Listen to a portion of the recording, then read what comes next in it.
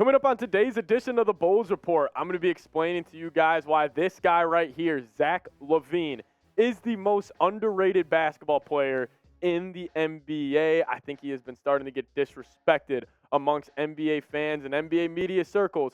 So on today's edition of the Bulls Report, I'm going to be explaining to you guys why LaVine is the most underrated player in the National Basketball Association. So let's start it off on why I do think LaVine is starting to become underrated. And I think it stems from the trade rumors this summer. You know, obviously the Bulls had a decision to make. They needed to either pivot to a full-on rebuild or they needed to just kind of push all their chips to the center of the table and try to win games next season. And that's what the Bulls decided to do. They decided to push all the chips to the center of the table and say, we're going to try to run this group back and win more games. But anytime there's a trade rumor thrown out there around Zach LaVine, I always felt like his value was underappreciated amongst like NBA, media members or fans, whoever it may be, throwing out those trade values. Like I feel like they didn't understand how impactful and just how overall just good of a player Zach LaVine is, and I think he's starting to become disrespected and criminally underrated. So let me dive into 4 myths around Zach LaVine, and the first one is probably the one we think about the most, is that he is a bad or poor defender. And I think a lot of that comes from maybe his effort on the defensive side of the floor. And I get it. Like, it's not like Zach LaVine's time with Chicago, he has been one of the best defender or guard defenders in the NBA. No, I just don't really think he exerts enough energy and effort on that side of the floor. But if you guys remember, back when he played for Team USA, and obviously there's a ton of scorers on that team, and LaVine couldn't really fit the same role he had with the Bulls. He had to be more of a defender with that team. This was actually what Steve Kerr had to say about LaVine, kind of embracing that defender role for that Team USA unit. He said he just got it. He understood exactly what we needed. Pressure defense, using that athleticism to bother the opponent, and then giving us that great energy off the bench. It was such a smooth sacrifice. I really enjoyed getting to know Zach and just watching him play and watching him interact with the rest of the team. And I agree with Steve Kerr. Like, Zach LaVine during that run for the Team USA team, like, he was that guy picking up guards full court, playing 94 feet. So I just think LaVine, maybe it's an effort thing on that side of the floor. And maybe if he kind of lowers his offensive usage rate, we could see him kind of up it on the defensive side of the floor because, hey, man, he is one of the best athletes in the league, and I do think he can be one of the better guard defenders as well. Number 2, and this one kind of pisses me off more than anything, is that LaVine's a bad shot maker. He takes bad shots, and he makes bad shots, and I just frankly think that's very, very untrue with LaVine. Like, we've seen that talked about with Kobe a lot. Like, these guys who make difficult shots, they always call them, oh, they're bad shot makers, like, as that's a diss to their game. Well, LaVine has been one of the more efficient guys over the past 5 seasons in the NBA. Like, if you're talking true shooting percentage, and anytime you're above 58% on this for this category, I think you're having a tremendous year efficiently.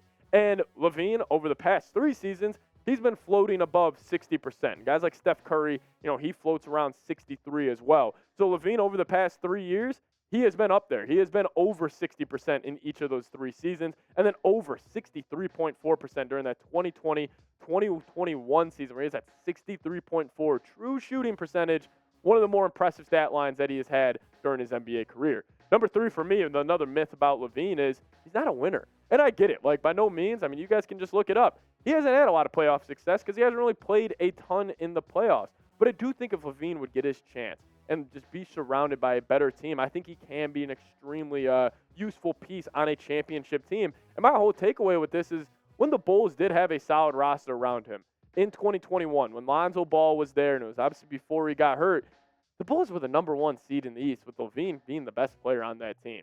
Like, I think LaVine, if I have to give a comp for him, I think it's very similar to Devin Booker in terms of their style of play.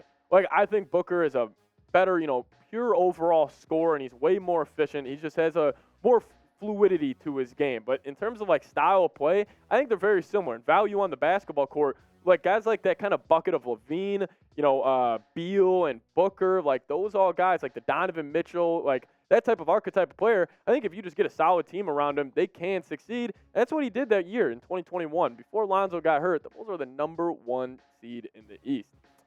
And then this one gets thrown around a lot, too, is that LaVine's injury prone. And I think that just comes from the preconceived notion that obviously him tearing his ACL in his early seasons in the NBA, I think he just kind of gets labeled as an injury prone player. But, fun fact for you guys, LaVine has actually played in 84.8% of his games over the last 5 seasons. I think we've seen the dedication to taking care of his body and just overall the dedication to being out there and trying to play all 82 games. I respect that out of Zach LaVine. I think he has kind of changed that tone of him being an injury-prone player. Now he's a reliable guy where he's going to be out there almost every single night. So I just think there's some more myths around Zach LaVine that just aren't necessarily true. And coming up here in a second, I'm going to be explaining to you guys just his overall game and why I do think it could translate to the playoffs. But before I do that, I want to know what you guys have to say. How nice is Zach?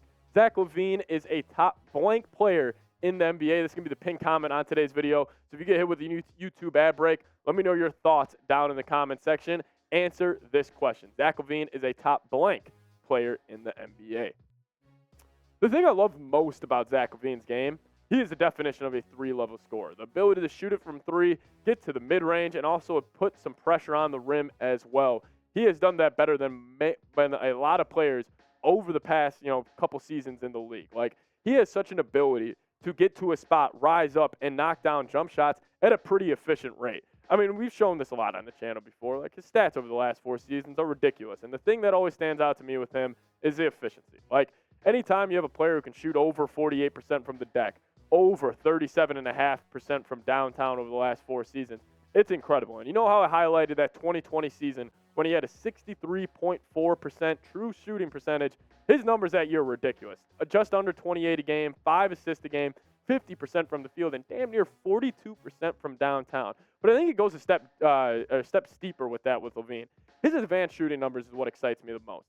A catch-and-shoot guy, he shoots 41.6% from downtown on all catch-and-shoot opportunities. There was a game last year, or maybe it was 2 years ago, against the Charlotte Hornets, where he hit 11 threes in a game, and I swear 6 or 7 of them were just catch-and-shoot, coming off a pin down, just in the flow of the offense. He has that great catch-and-shoot ability, and that translates to the playoffs and also the pull-up 3. He gets that nice little jump stop where he rises up coming off a pick and roll a ton of the time. That he shoots at around 34.2%. But then also from the free throw line down, his athletic ability has allowed him to shoot 62.7% last season from less than 10 feet. That was one of the highest amongst guards in the entire NBA. Now, him as a playoff player, because obviously he hasn't played a lot of time in the postseason, people have that question, like, does his game translate? Can he be a playoff player? Can his offensive kind of skill set, will convert the same as it is from the regular season to the postseason? Well, I think we kind of got a taste this past season in the play-in game of just the type of player LaVine will be in the postseason once he finally starts getting going there. In Game 1 against the Toronto Raptors, and probably his best performance, I believe, with the Chicago Bulls, just due to the circumstances and all. Like, I think this was his best game. I mean, he had 39 points this past year, 12 of 22 from the deck, 2 of 7 from 3. He was getting to his mid-range spot, and he was attacking the rim extremely well. He shot a ton of free throws that game. But then we kind of got the other polar opposite end of it in that Miami Heat game, where he was probably the main reason why the Bulls didn't play or didn't even make the NBA playoffs last season.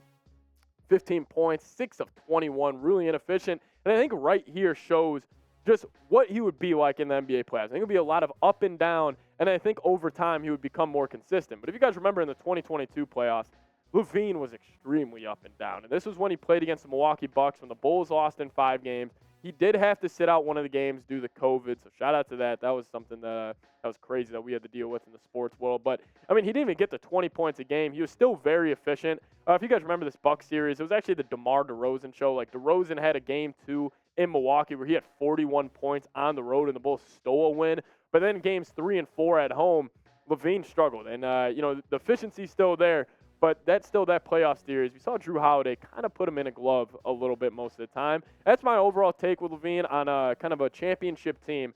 I think he can truly be a second option. Like, if we've noticed over the past NBA champions since 1980, most of them have a top 25 player of all time. Like, I think as NBA fans, we really undervalue that as, like, in terms of, like, oh, what are the keys to, making a championship team? I think the number one thing you need to have is a top 25 player, an offensive engine like a Jokic, like a Giannis, like a Bron, like a KD, like a Steph. I mean, those guys have won, the past 15 championships, it feels like. Kobe's, all those types of, truly superstar players. But if LaVine would ever get paired up next to a Jokic, next to an Embiid, I think that's where we would see his max potential. And he can be in that Jamal Murray role for you to say, hey, you focus on getting buckets. You focus on that offensive side of the floor. That's where I think LaVine will excel the most. So I think he'll never be a 1 on a championship team, but a 2, he would be a hell of a 2. Now, I'll ask you guys this. This is kind of just a personal question for you Bulls fans. Would you be okay if Zach LaVine, or do you want Zach LaVine to be a Bull for life? Give me a Y for yes or an N for no down in the comment section. I'm a fan of LaVine's game. If he wants to stay in Chicago the rest of his career, sign me up. I'll be typing my Y for yeses down in the comment section. Overall, to conclude on why I do think LaVine is one of the more underrated players in the NBA is I just think he has become the NBA's biggest hidden gem. Like, I think a lot of the time, most NBA fans, we obviously tune in for the playoffs. Like, that's where a lot of these stars get showcased. That's where you earn your money in the league. I think LaVine just hasn't had that opportunity. If he ever gets that opportunity, whether it's in Chicago or somewhere else, where he is consistently playing in the playoffs, I think he'll show a lot of NBA fans what he truly is about. That's why I do think LaVine is becoming one of the most underrated players in the National Basketball Association. As always, guys, make sure you guys hit that subscribe button. If you like what we do here at Chat Sports, like what we do here on the Bulls Report, lock us in. Any news and rumors that come out around this team heading into the season and during the season, we'll have a video for you guys. So stay in the loop, hit that subscribe button. See you guys next time. Go Bulls.